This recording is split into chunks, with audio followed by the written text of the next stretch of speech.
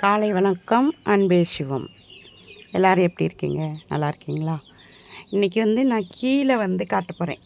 வீட்டில் இந்த தரையில் வச்சுருப்போம்ல செடி, அது இங்கே தான் நாங்கள் மண்ணெல்லாம் சேர்த்துப்போம். இங்கே சேர்த்து வச்சுருக்கோம் பாருங்கள்.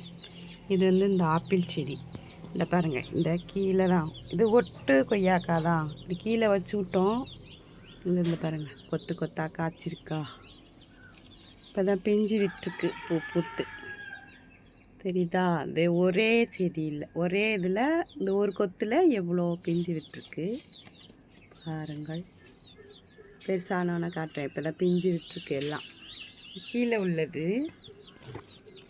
இந்த மேலையெல்லாம் பாருங்க,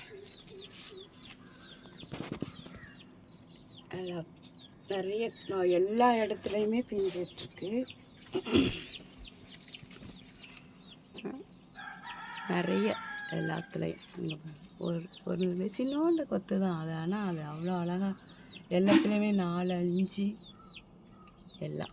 இன்றைக்கி நான் ஒரு செடி தான் காட்டுறேன்.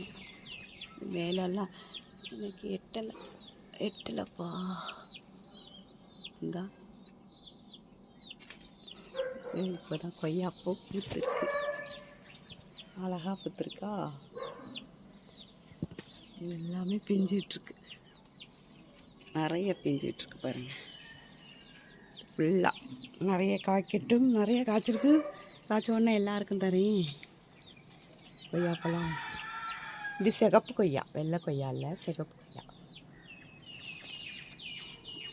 இந்த வாட்டி தான் நிறைய, எப்போ 1, 2 தான் இது காய்க்கும். இந்த வருஷம்தான் நிறைய அப்படியே எல்லா கொத்தும் பிஞ்சிட்ருக்கு பாருங்கள். ஓகேப்பா, பிடிச்சிருந்தா லைக் பண்ணுங்கள், ஷேர் பண்ணுங்கள்.